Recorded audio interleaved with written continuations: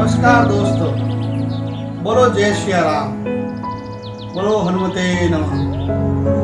दोस्तों, आज का दिन बहुत ही शुभ है और आज आप मेरे हाथ में देख सकते हैं ये पंचमुखी हनुमान जी की मूर्ति।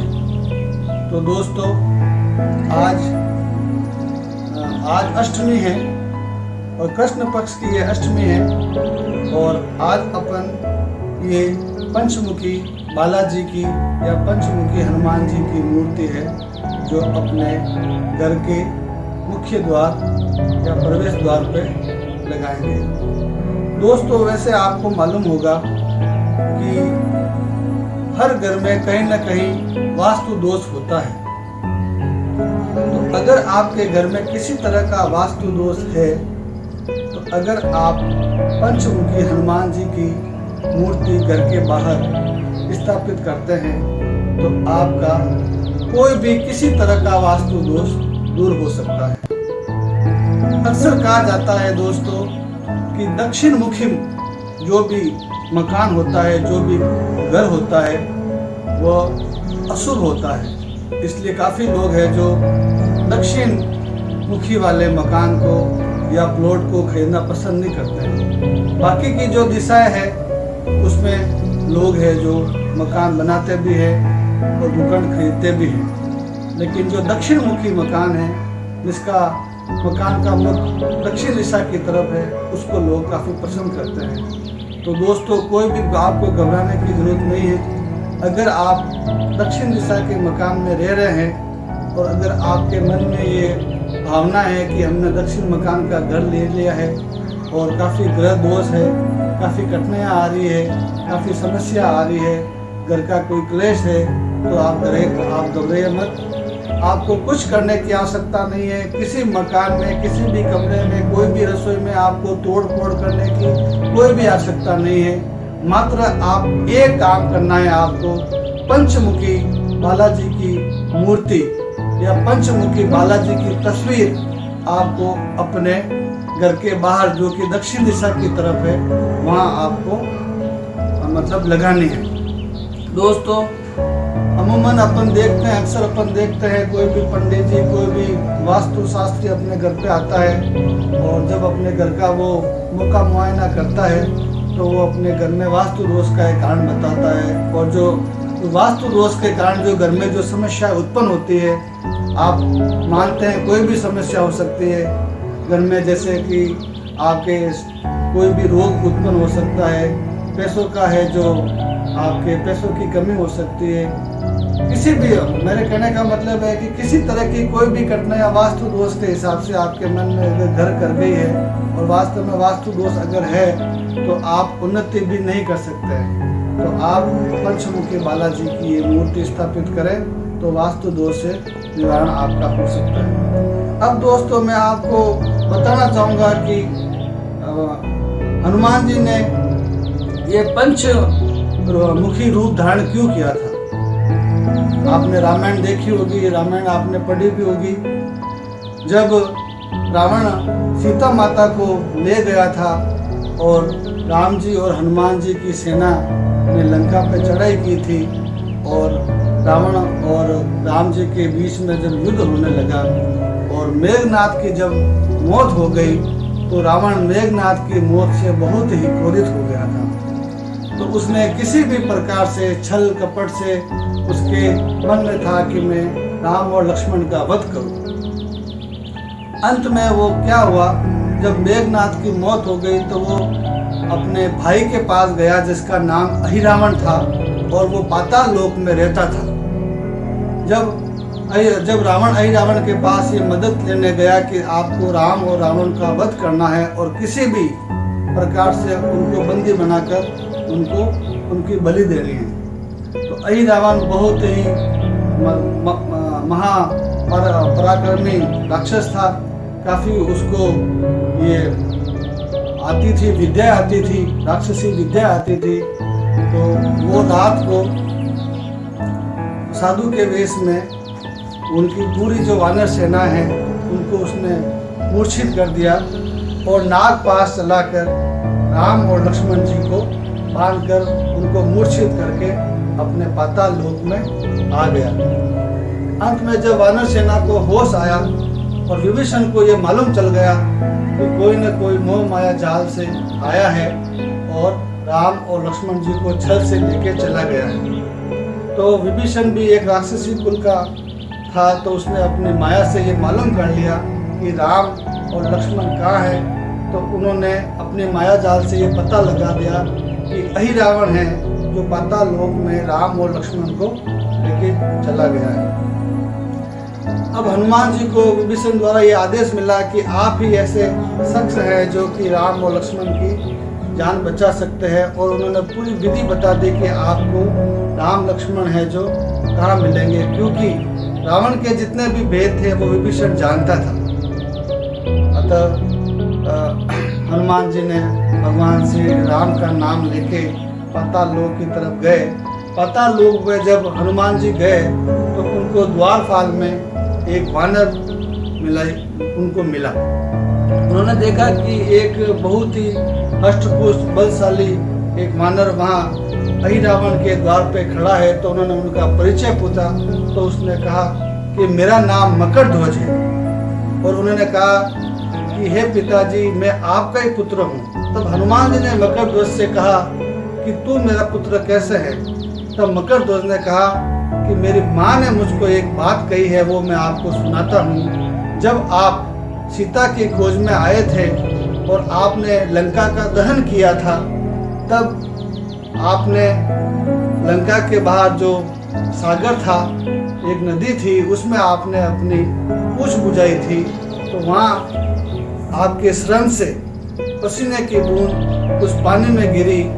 जब ये पसीने की बूंद पानी में गिरी तो मेरी माँ मकर, जो कि एक मगर मछली थी, उसने वो पानी की बूंद है जो गटक ली, और उस पानी की बूंद से मेरा जन्म हुआ है।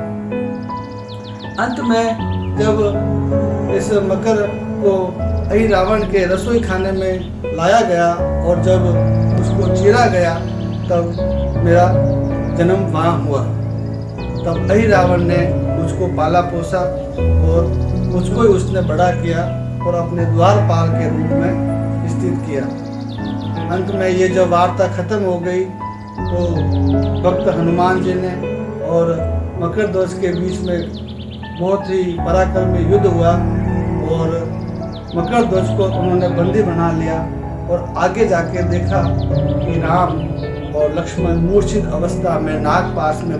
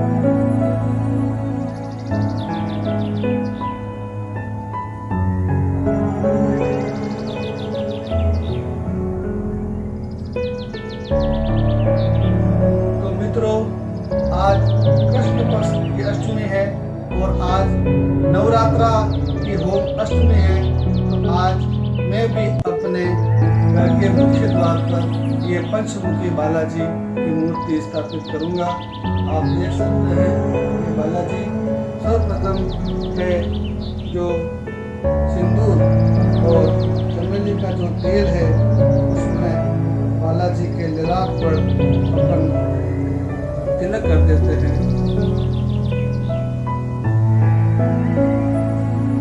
मित्रों, बालाजी को सिंदूर बहुत ही पसंद है और सिंदूर लगाने से उनके अंदर जो ऊर्जा होती है वो जागृत होती है।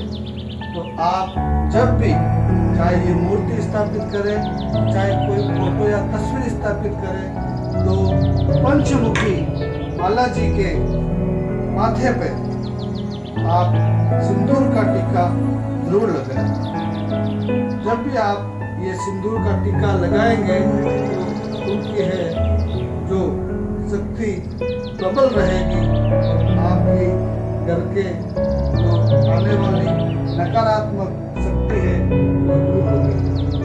बोलो भक्त हनुमान की जय, भगवान बालाजी की जय। ये आप देख सकते हैं मैंने ये पंचमुखी बालाजी के लिए एक स्टैंड लगा रखा है। इस पे अपन बालाजी की मूर्ति है स्थापित करेंगे।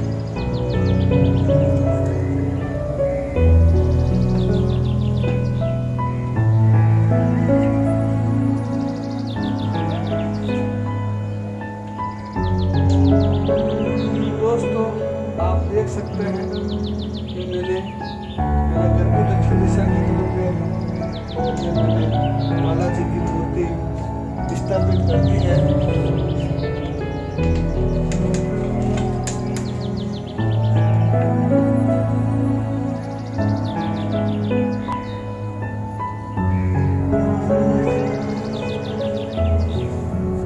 तो आप जरूर अपने घर में ये क्रिया करें और बालाजी की पंचमुखी बालाजी की तस्वीर लगाएं। दोस्तों, आपके घर में सुख समृद्धि का वास होगा, धन का भंडार बढ़ेगा और तन मन और धन के बारे में जो भी आपकी समस्या है वो जरूर दूर होगी।